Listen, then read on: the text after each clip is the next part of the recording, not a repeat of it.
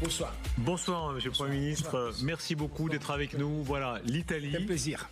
Une des puissances du continent.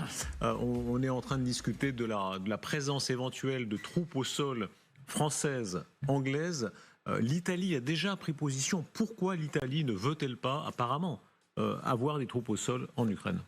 Je pense que le problème de l'Italie a été dans les derniers jours la décision de la présidente du Conseil des ministres, Giorgia Meloni, de ne faire part du groupe qui a pris le train pour Kiev. Donc la priorité, pour moi, c'est pas la discussion à propos des troupes au sol qui, j'espère, ne sera pas une nécessité. J'espère. Surtout si les rendez-vous d'Istanbul va donner quelques résultats concrets, comme tous, je crois, nous espérons. Le problème, c'est que l'Italie a décidé de quitter les groupes de tête de l'Europe.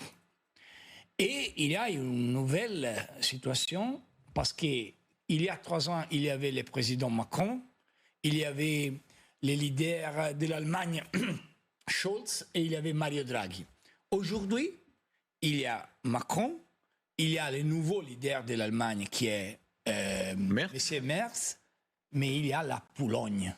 Celui-ci, c'est la nouvelle chose qui est intéressante pour la géopolitique et pour le futur. Pour vous, est-ce que vous félicitez ce que fait Emmanuel Macron? Il joue ici un rôle en pointe. Lui, il a fait le choix très visible d'être à la pointe du combat pour soutenir l'Ukraine. Est-ce que ça résonne en vous? Je pense que le président Macron a une très, très importante puissance dans la discussion internationale. Je connais qu'il y a beaucoup de discussions à l'intérieur de la France. Aujourd'hui, tout le monde va regarder ce qui va se passer, en 2027 pour les élections en France. Mais je pense seulement sur la question internationale. Aujourd'hui, nous avons un chaos. Dans ce chaos, il y a les États-Unis qui sont pas faciles à comprendre. Il y a, c'est une expression diplomatique italienne. Pas facile à comprendre, je suis diplomatique. Et il y a la Chine, il y a la Russie, il y a un nouveau ordre dans les situations des Saudi Arabia, des pays arabes, il y a l'Afrique, mais nous avons la nécessité d'avoir une très importante Europe. Macron a été et il est un leader fondamental dans la discussion européenne. Je crois qu'il n'y a pas possibilité pour l'Europe d'avoir en futur sans l'alliance entre l'Allemagne et la France. Matteo Renzi, Monsieur le Premier ministre, si vous étiez aux affaires aujourd'hui, est-ce que vous diriez oui, l'Ukraine doit entrer dans l'OTAN ou non? Je suis d'accord avec le président Macron. J'étais président du Conseil des ministres de la République italienne lorsqu'il y avait les rendez-vous en Pologne, dans la même salle dont ils ont firmé les pactes de Varsovie, donc les pactes des communistes. Et en 2016, le président Obama et les autorités de la Pologne ont organisé les sommets d'OTAN. Donc le monde s'est vraiment changé. Mais je crois aujourd'hui que nous avons une situation très difficile. Et la politique et la diplomatie doivent comprendre ce qui va se passer. Donc je pense qu'il n'est pas le temps pour l'Ukraine dans l'OTAN. C'est le temps, attention, que cette chose est très importante pour l'Ukraine dans l'Union européenne. Si nous allons faire cette chose, nous avons vraiment importante nouvelle pour l'histoire de l'Europe. Et en même temps, et vous avez fait un très bon rendez-vous hier avec le président Macron, et il a dit pas seulement cette chose, il a dit l'Ukraine doit quitter l'empire des territoires. Tout le monde connaît que celui-ci, c'est la vérité. Personne n'a pas de doute que celui-ci, c'est une part de la solution. Mais hier, le président Macron a été très clair. Congratulations pour l'interview, que c'était très intéressant. J'espère qu'aussi en Italie, il y a 3 heures de discussion entre les chefs du gouvernement et les journalistes. Très bon. Mais en même temps, je suis tout d'accord avec le président Macron sur l'OTAN et aussi sur la question européenne. Monsieur le Premier ministre, quand vous regardez des images du président Poutine aujourd'hui, on va voir plus tard dans l'émission ce rapport des services secrets sur le danger qu'il représente. Alors vous êtes tout ce que détestent les Russes, progressiste, très pro-européen. Vous avez été le chouchou de tous les progressistes de l'Europe quand vous étiez au pouvoir. Est-ce que vous pensez, vous, que Poutine peut attaquer frontalement l'Europe de l'Ouest? Je ne pense pas. Je pense que Poutine, c'est un homme qui a commencé avec le KGB. C'est un homme que... Vous avez un ancien agent du KGB à côté. Bon, donc vous connaissez ce qu'ils sont. Il est repenti, vous savez, c'est comme la mafia, monsieur le Premier ministre. C'est comme la mafia, il y a des repentis. Là, vous avez un repenti. Ok, je n'ouvre pas cette discussion, mais je pense qu'il a une formation qui est très différente respect à la formation des leaders d'aujourd'hui.